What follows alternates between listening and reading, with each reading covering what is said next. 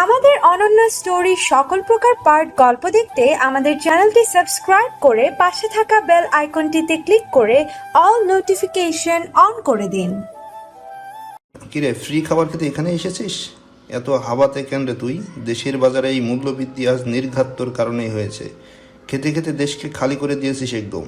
আহানা বিরক্তির সপ্তমে উঠে দাঁত কিরমির করে বলল, আমি তো না হয় খেয়ে খেয়ে দেশ খালি করছি, কমসে কম আপনার মতো তো না নিজের আর অন্যর ইজ্জত খালি করছি। বাহ, ডায়লগবাজি অ্যান্ড অল নট ব্যাড। তা এমন সার্কাসের জোকার শেষেছিস কেন দুঃখে? যাত্রা বলা ছেড়ে কি এখন সার্কাস দলে জয়েন করেছিস নাকি? ভালোই উন্নতি হয়েছে তোর। জরিনা বানু থেকে প্রমোশন হয়ে এবার জোকার। বলেই হো হো করে হাসতে লাগলো আবির। রাগের শরীর চলে যাচ্ছে আহানার। রাগের বহিঃপ্রকাশ করে সে বলল, একটা খুন যদি মাপ হতো তাহলে আই সোয়ার আমার হাতে আপনার খুন নিশ্চিত ছিল। আবিরের নজর স্থির আহানার পানে। ইনোসেন্ট নজরে তাকিয়ে আহানার মুখের সামনে হালকা ঝুঁকে সে আমোদিত কণ্ঠে বলে উঠল, সত্যিই তুই সত্যিই খুন করবি আমাকে? জানিস এটা হবে আমার লাইফের বেস্ট গিফট। অন্যদের কথা জানি না, তবে আমি তোকে এই খুনের অনুমতি দিলাম। তুই যখন যেখানে মারতে চাস আমি চলে আসবো। এই প্রমিস কেউ জানবে না এই খবর। বল তাহলে কবে এই শুভ কাজ করতে চাস? Can't wait for this. Ahana বুঝতে পারল এই লোকের সাথে কথা বলা মানে নিজের মাথায় নিজে বাড়ি মারা। তাই রাগে কর্মর করতে করতে ধূপধাপ পা ফেলে সরে গেল সে। আবির বাঁকা হেসে মনে মনে বলল, আই উইশ তুই এমন করতি আননি। আই সোয়ার জন্ম নেওয়ার সার্থক হয়ে গেল আমার, যেহেতু আমার। গিয়াসও এই সুবর্ণ সুযোগ মিস করতে চাচ্ছে না। লেগে আছে কাউকে না কাউকে পটানোর ধান্দায়। একটা মেয়েকে একা একপাশে বসে থাকতে দেখে নিজের লাক ট্রাই করতে লেগে পড়ল সে। মেয়েটির কাছে গিয়ে হাসি মুখে নিজেকে প্রেজেন্ট করে বলল, হ্যালো মিস, আমি গিয়াস, কনের বন্ধু। আর আপনি? মেয়েটিও সৌজন্যতার খাতিরে বলল। জি ইরেন। গিয়াস বেকুবের মতো দাঁত কেলিয়ে বলে উঠল, wow, gee Irin, nice name, very uncommon. মেয়েটি বলল, না না, জি ইরেন না, শুধু ইরেন। আচ্ছা, শুধু ইরিন? এটা তো সুন্দর নাম। আরে শুধু ইরেন মানে only Eren. Nice to meet you, only Eren. মেয়েটা এবার ভীষণ বিরক্ত হয়ে আর নিজের নাম ঠিক করার প্রয়াস ছেড়ে দিল। গিয়াস বলে উঠল, বাই দ্য ওয়ে, আমি ইঞ্জিনিয়ারিং ফাইনাল ইয়ারে। আর আপনি? আমি মেসেজ পার্লারে কাজ করি। Wow, the great. মাসাজ তো আমারও নেওয়া দরকার, আমিও আসবো মাসাজ নিতে। জি না, এটা শুধু মেয়েদের জন্য, মেন আর নট অ্যালাউড। কেন কেন ছেলেরা আসতে পারবে না কেন? সব জায়গায় ছেলেদের সাথে কেন এই অবিচার হয়? ছেলেরা গার্লস টয়লেটে যেতে পারবে না, ছেলেরা মাসাজ নিতে পারবে না, তো যাবে কোথায় ছেলেরা? সরকার তো বলে ছেলে মেয়ে সমান অধিকার, অথচ ছেলেরা সব জায়গায় অধিকার থেকে বঞ্চিত হচ্ছে। এখন কি দুনিয়া ছেড়ে দেব আমরা? এ কেমন বিচার? মেয়েটা এবার চরম বিরক্ত হয়ে বলল। আপনি কি পাগল? গিয়াস সিনেমাটিক ভঙ্গিতে মাথা হেলিয়ে মেলোড্রামা করে বলল, আজকাল কেউ সরল মনে হাসি খুশি দুটো কথা বললেই লোকে তাকে বলে পাগল ম্যাডাম।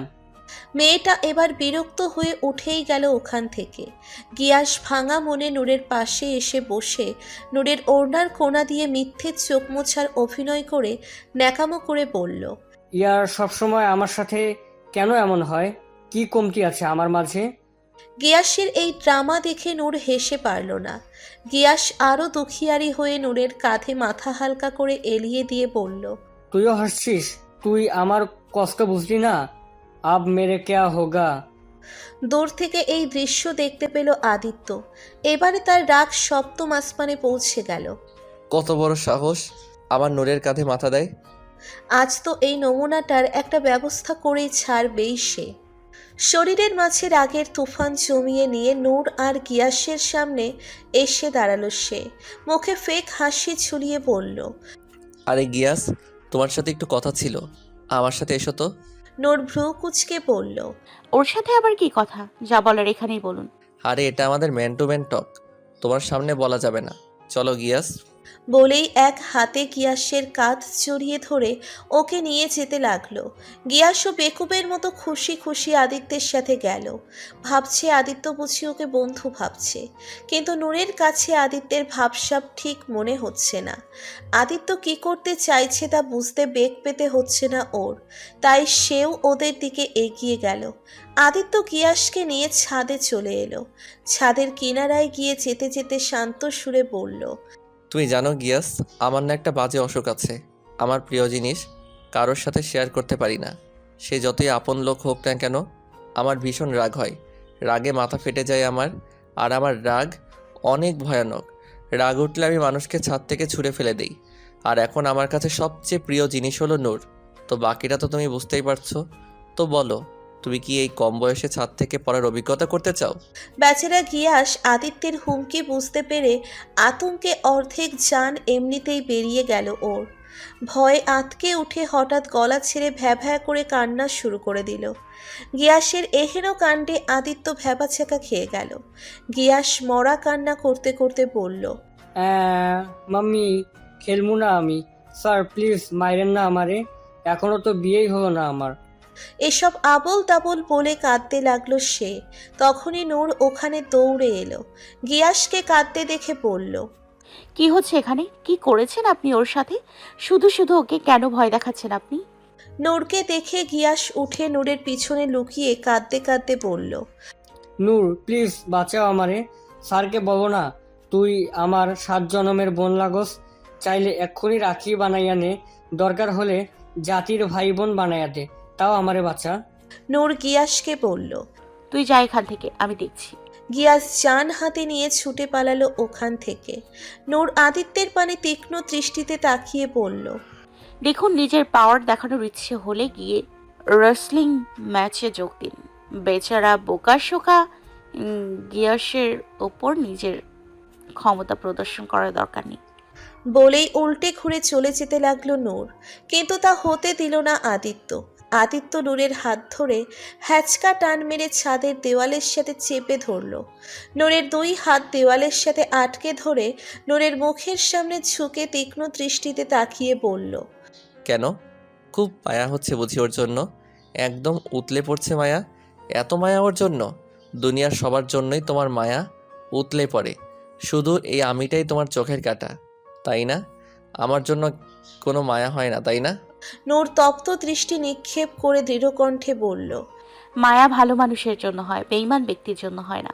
আচ্ছা, আমি না হয় বেঈমান, তাহলে তুমি কি? তুমি তো সৎ মানুষ, তাহলে তুমি কেন মিথ্যে বললে? কেন সেদিন বললে আমাকে ভালোবাসো না? ছেড়ে যাওয়ার আগে অন্তত সত্যিটা বলার তো সাহস দেখাতে। তোমার কাছ থেকে মিথ্যের আশা করিনি। নূর তাচ্ছিল্যের সুরে বলল, আশা নিরাশার কথা আপনার মুখে মানায় না। আর আমি আপনাকে কোনো মিথ্যে বলিনি, যা বলেছি সেটাই সত্যি। আদিত্য নূরের কপালের সাথে কপাল ঠেকিয়ে আবেগী কণ্ঠে বলল, মিথ্যে?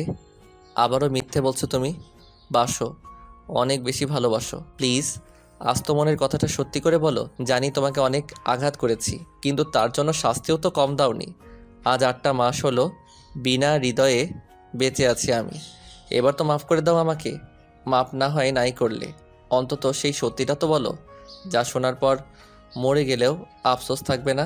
নূরের বুকের মাঝে তুমড়ে মুচড়ে যাচ্ছে। চেপে রাখা অনুভূতিগুলো কান্না হয়ে বেরিয়ে আসতে চাইছে, কিন্তু না, আরও একবার এই লোকের মায়াচালে আবদ্ধ হবে না সে। নূর নিজেকে কোনো রকমের সামলে নিয়ে শক্ত গলায় বলল, মনে হচ্ছে আপনি অনেক ভুল ধারণা পোষণ করছেন। আমি আজ আবারও বলছি, আপনি নিজেকে এত গুরুত্বপূর্ণ ভাববেন না। আপনি না আগে আমার জীবনে কোনো গুরুত্বপূর্ণ ব্যক্তি ছিলেন, আর না এখন আছেন। আপনি আমার জন্য শুধুই একজন সাধারণ ব্যক্তি, যার প্রতি কোনো রকম অনুভূতি কাজ করে না। তাই না রাগ, না ঘৃণা, আর না ভালোবাসার মতো কোনো অনুভূতি আছে আপনার জন্য। তাই এসব ভুল ধারণা থেকে বেরিয়ে আসুন, আর বারবার নিজেকে আমার সামনে ছোট করতে আসবেন না। আপনি হয়তো বিবেকহীন হতে পারেন, তবে আমার বিবেকে বাধে। বলেই আদিত্যের হাত ছাড়িয়ে আদিত্যকে হালকা ধাক্কা মেরে সরিয়ে দিয়ে চলে যেতে চাইল নূর। কিন্তু তার আগেই আদিত্য পেছন থেকে নূরের হাত টেনে ধরে নূরের পানে তাকিয়ে থেকে মায়াবী কণ্ঠে বলল, আমি হয়তো এতটা ভালো হতে পারিনি যতটা তুমি চেয়েছো, তবে এতটাও খারাপ না যতটা তুমি নিজের মনে বানিয়ে নিয়েছো। আবারও সেই অসহনীয় কম্পন ঘটল নূরের বুকের মাঝে। সে হাত ছাড়িয়ে দৌড়ে চলে গেল নূর। এই লোকের সামনে বেশিক্ষণ থাকলে সে আবারও নিজেকে ধরে রাখতে পারবে না, ভেঙে গলে পড়বে, যা নূর কোনো মতেই করতে চায় না। ছেড়ে এসেছি সেই গলি, সে যেখানে এখনও আপনার ছায়া ছিল। ফেলে আসা গলিতে আর ফিরে যাবে না নূর। বিয়েতে আদিত্য আর নূরের পরিবারও এসেছে, শুধু অমালিয়া আর আদ্রবাদে। মিছরি বিয়ে বাড়িতে মনের আনন্দে ছোটাছুটি করছিল। দুই হাতে কাবাব নিয়ে খেতে খেতে এদিক ওদিক ঘুরছে সে। হঠাৎ কারোর সাথে ধাক্কা লেগে গেল তার, ফলস্বরূপ তার হাতের কাবাবগুলো নিচে পড়ে গেল। মিছরি রাগান্বিত চোখের সামনে তাকালো। তাকাতেই দেখতে পেল এক কিশোরকে, যে ওর দিকে হাঁ করে তাকিয়ে আছে। মিছরি রাগান্বিত স্বরে বলল, এই ছোকরা, কে তুমি? চোখ কি পকেটে নিয়ে ঘোরো? দিলে তো আমার কাবাবগুলো ভেলে। ছেলেটার বোধ হয় হুঁশ হলো। মিছরিকে দেখে সে থমকে গিয়েছিল। সিনেমার মতো লাভ এট ফার্স্ট সাইট টাইপ কিছু হচ্ছে ওর। ছেলেটা ফিচেল হেসে বলল, সরি, আমি দেখতে পাইনি। তোমার সরি দিয়ে আমার পেট ভরবে? ব্যাপার না, আমি এক্ষুনি অনেকগুলো কাবাব এনে দিচ্ছি তোমাকে, তুমি টেবিলে বসো। ঠিক আছে। ছেলেটা একটু পরেই এক প্লেট ভর্তি কাবাব নিয়ে এসে মিছরির সামনে টেবিলে রাখলো। তা দেখে তো মিছরি ভীষণ খুশি। প্রফুল্লিত হয়ে কাবাবের প্লেটটা টেনে নিয়ে উচ্ছ্বসিত কণ্ঠে বলল, ওয়াও, এতগুলো! ছেলেটা মিছরির সামনের চেয়ারে বসে হাসি মুখে বলল, হ্যাঁ, এগুলো সব তোমার। এখন আর রাগ নেই তো আমার উপর? না না, আর রাগ নেই, তুমি খারাপ না। মিছরি দুই হাতে দুটো করে কাবাব নিয়ে মনের আনন্দে খেতে লাগলো। আর কিশোর ছেলেটা টেবিলের ওপর দুই হাতের কোনোই ঠেকিয়ে হাতের মাঝে থুতনি রেখে বিস্তৃত হাসি মুখে মুগ্ধ হয়ে তাকিয়ে থেকে দেখতে লাগলো মিছরিকে। পেছন থেকে যেন ব্যাকগ্রাউন্ডে মিউজিক বাজছে। খাওয়ার এক পর্যায়ে মিছরি একটা কাবাব ছেলেটার দিকে এগিয়ে দিয়ে বলল, তুমি খাবে? না না, তুমিই খাও, তুমি খেলেই হবে। আচ্ছা, তোমার নামটা তো বললে না? আমার নাম তীর্থ, আর তোমার নাম? মিছরি গাল ভর্তি কাবাব নিয়ে বলল, আমার নাম মিছরি, বাসায় সবাই চিনি বলে ডাকে। তীর্থ এবার মুগ্ধতার অতলে ডুবে বলল, ওয়াও, জানো কালই মা বাবাকে বলছিল বাসায় নাকি চিনি শেষ হয়ে গেছে। তোমাকে আমি সাথে করে নিয়ে যাই বাসায়, তাহলে আর চিনির অভাব হবে না। তীর্থের কথায় মিছরি কাবাবের তেল লেগে থাকা চিকচিকে ঠোঁটে খিলখিল করে হেসে দিল। যে হাসিতে মুগ্ধতার সপ্তমে পৌঁছে গেল তীর্থ। প্রেম প্রেম ফিলিংসে ভাসছে সে। দূর থেকে এসব দেখে মাথা নেড়ে হাসলো আদিত্য। এই মিস্ত্রিটারও প্রেমের গাড়ি চালু হয়ে গেল। শুধু এই অভাগাড়ি কপাল পোড়া আন্ডার মতো পুচকে পুচকে ছেলেরা মেয়ে পটিয়ে ফেলছে, আর আমি অভাগা, কিছুই পারলাম না।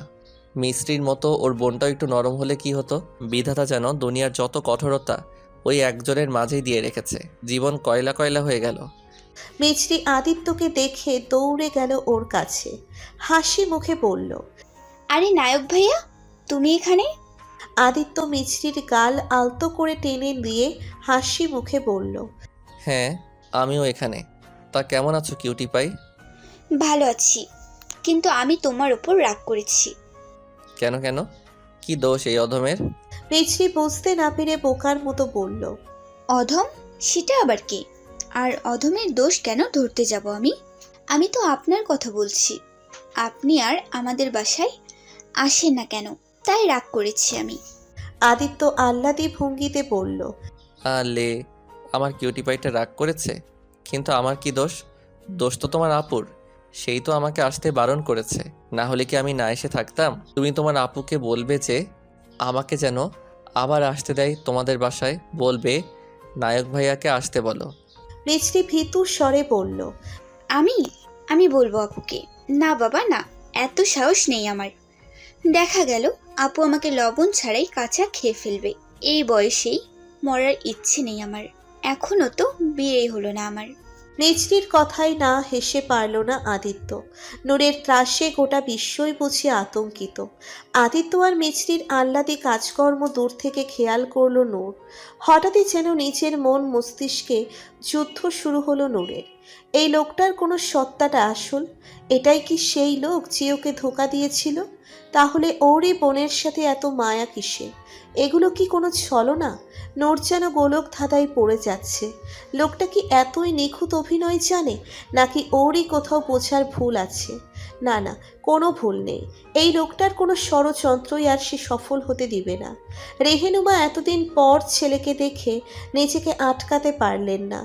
আদিত্য যে টেবিলে বসেছিল সেখানে গিয়ে ওর পাশে বসলো। ছেলের মাথায় হাত বুলিয়ে ভারাক্রান্ত গলায় বলল, কেমন আছিস আদি?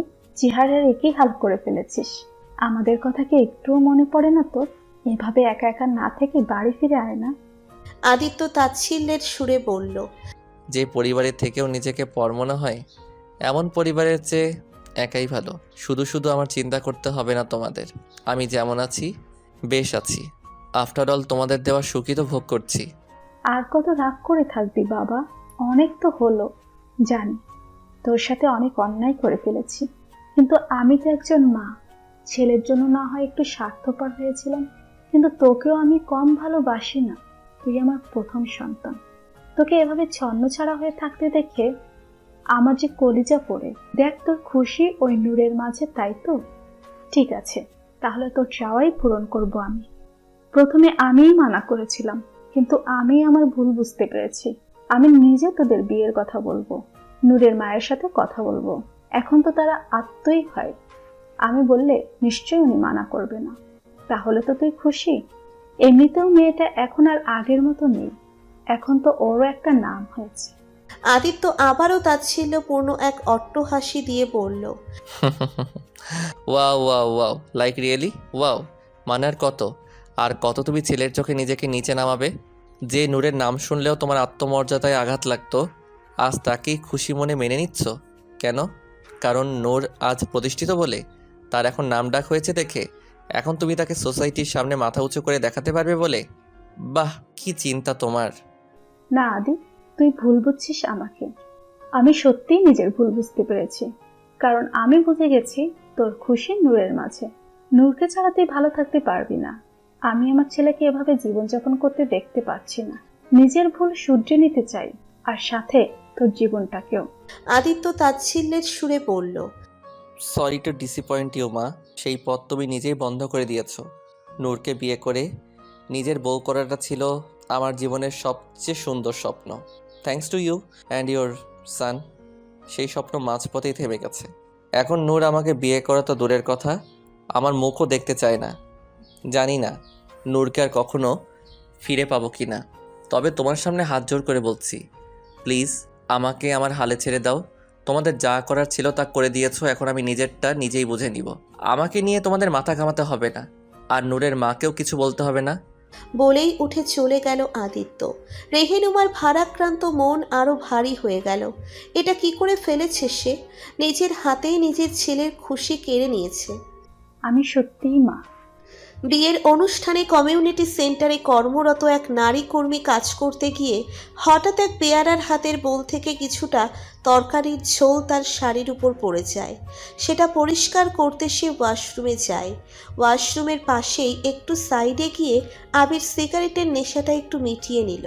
হালকা সিগারেট টেনে অর্ধ খাওয়া জ্বলন্ত সিগারেটটা হাতে নিয়ে আবির ফিরতে নিলে হঠাৎ দেওয়ালে ডেকোরেশন করা তারের সাথে ওর শার্টে টান লেগে শার্টের ওপরের বোতাম ছিঁড়ে যায়।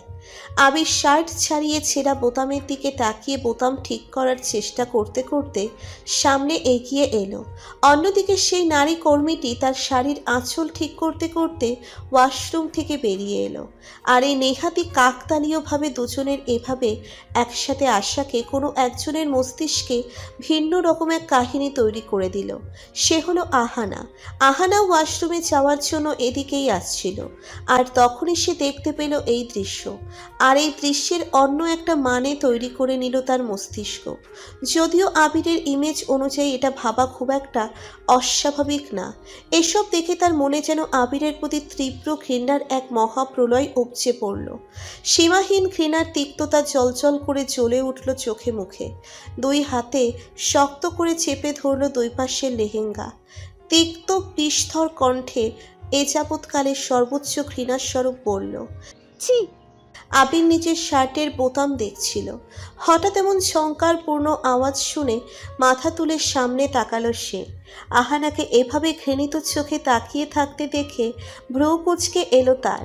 আহানা বিষাক্ত কণ্ঠে আবারও বলে উঠল, ছি, শেষমেশে কাজের মেয়েদেরও ছাড় দিলেন না, এতটা নীচ আপনি। আবির আহানার এই রিয়াকশনের কারণ খোঁজার চেষ্টা করছে। সে এদিক ওদিক তাকিয়ে দেখলো একটা মেয়ে ওয়েটের সামনে দিয়ে চলে যাচ্ছে। আবির বুঝতে পারলো আহানা নিশ্চয়ই ওকে নিয়ে ভুল ধারণা পোষণ করছে। অন্য কেউ হলে হয়তো এখনই আহানার ভুল ধারণা দূর করে দিত, তবে আবির সেটা করবে না। আজ পর্যন্ত আহানার এত প্রবল ঘৃণার বিষাক্ত নজর দেখেনি আবির। এটা তো তার কাছে মেঘ না চাইতেই বৃষ্টি। এই নজরের তীব্রতা আবিরকে অনাবিল আনন্দ দিচ্ছে। এই আনন্দের মাত্রা আরও বাড়াতে আবির এগিয়ে গেল আহানার কাছে।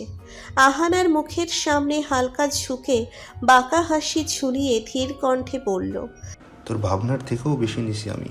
কি বলবো আন্নি, এসব মেয়েদের ব্যাপার আলাদা। See you are fire. গা গুলিয়ে এলো আহানার। সারা পৃথিবীর ঘৃণা ফুলকে উঠল চোখের পাতায়। মাত্রাতিরিক্ত ঘৃণায় কণ্ঠনালীও যেন আটকে এলো তার। আবারও সেই একই শব্দ উচ্চারণ করল সে। ছি। আবির এক হাত নিচের মুখের উপর চেপে ধরে মাথা পেছন দিকে হেলিয়ে প্রসন্ন চিত্তে বলল, ওহ ওহ ওহ, কি দিলি আন্নি, কলিজাটাকে জাস্ট আইসক্রিম হয়ে গেল। তোর আজকের সিটা জাস্ট প্রো লেভেলের ছিল। কেমনে মানে কেমন করস তুই? এমন মাইন্ড বোলিং সি এর জন্য নোবেল দিতে নিজের জন্য মনে করতাম। আই সোয়ার আর একবার এই প্রো লেভেলের সি শুনতে খুশিতে নির্ঘাত হার্ট অ্যাটাক করে ফেলবো। তাই আমি এখনই যাই, এত খুশি হজম করতে কষ্ট হচ্ছে আমার। বলেই উল্টে ঘুরতে নিল আবির। আহানার মন মস্তিষ্ক বিষে বিষে বিষাক্ত হয়ে উঠল। ঘৃণা, রাগ, কষ্ট মিলে এক ভয়ঙ্কর অনুভূতির টর্নেডো বইতে লাগলো। অতিরিক্ত ক্ষোভের বশে আহানা তিক্ত স্বরে বলে উঠল, আপনাকে চরিত্রহীন ভেবেছিলাম, তবে আপনি যে এতটা নিকৃষ্ট লোক তা কখনো ভাবিনি। আসলে আপনার কাছ থেকে আশাই বা কি করা যায়? চরিত্রহীনতা তো আপনাদের রক্তে মিশে আছে। যেখানে আপনার বাবা মাই এসব করে বেড়ায়, তাদের সন্তান হয়ে আপনার কাছ থেকে এর চেয়ে ভালো আর কি আশা করা যায়? থমকে গেল আবিরের কদম। চেহারার রং হঠাৎই পাল্টে গেল। কঠিন হয়ে এলো চোখ মুখ। ঘুরে থাকায় তা দেখতে পেল না আহানা। আহানার কথার প্রতি উত্তরে আবিরের পক্ষ থেকে কোনো প্রতিক্রিয়া দৃশ্যমান হলো না আহানার সামনে। তবে আবিরের হাতের মাঝে নির্মমভাবে চেপে ধরা জ্বলন্ত সিগারেটটা আর আহানার নজরে এলো না। কিছুক্ষণ স্থির থেকে ঘাড় বাঁকিয়ে পেছনে ফিরে তাকালো আবির। তীক্ষ্ণ দৃষ্টিতে তাকালো আহানার পানে। আহানা হালকা ঘাবড়ে গেল। রাগের বশে এভাবে বলাটা হয়তো ঠিক হয়নি। মানুষ যেমনই হোক, তার জন্য মা বাবা তোলা ঠিক হয়নি। আবির হয়তো এখন চরম রেগে যাবে।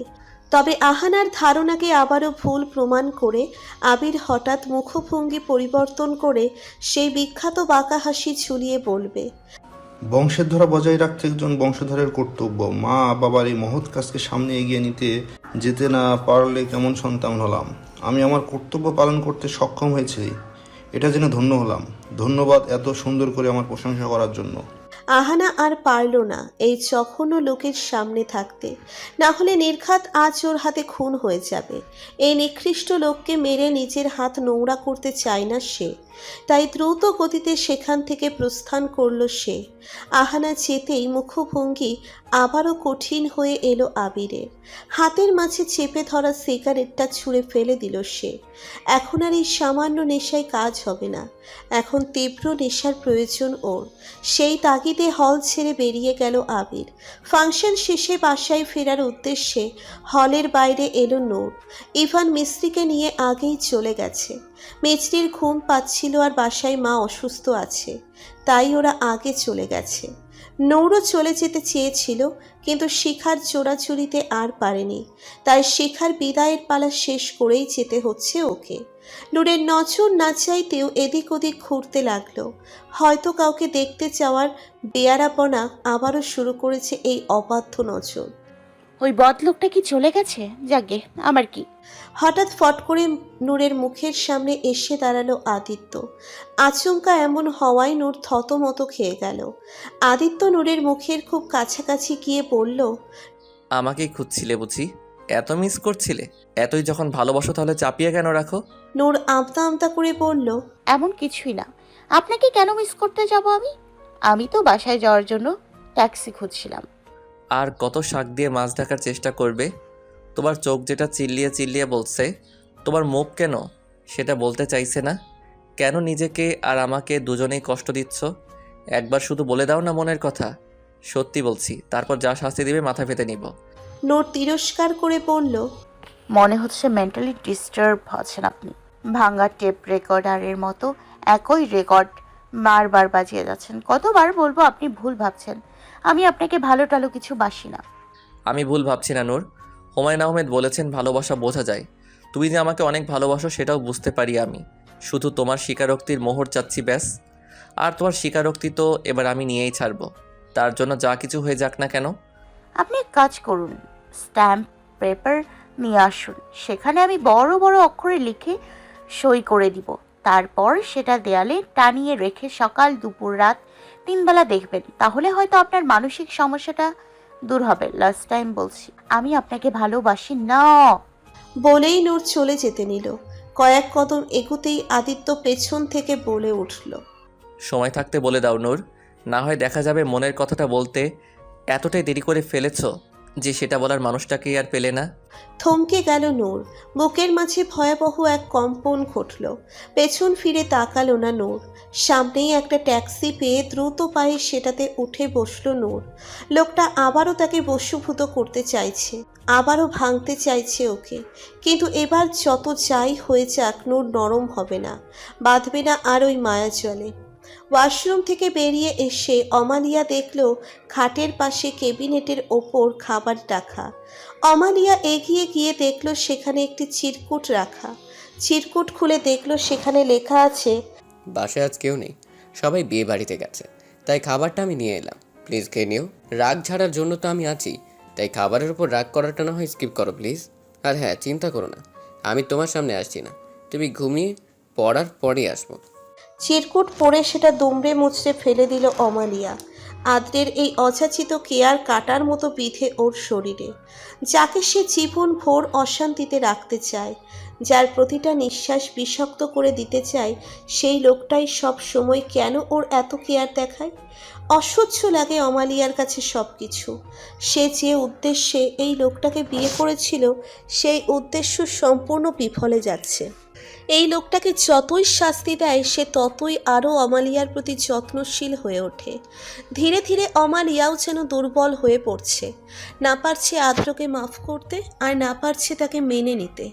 সব কিছু যেন কেমন ঘোলাটে হয়ে যাচ্ছে ওর কাছে। প্রতিবারের মতো ওর এবারের সিদ্ধান্তটাও বুঝি বেঠিক ছিল। আপুর কথা অমান্য করে এই বিয়ে করাটা ঠিক হয়নি ওর। এখন তো না একুল আছে না ওকুল।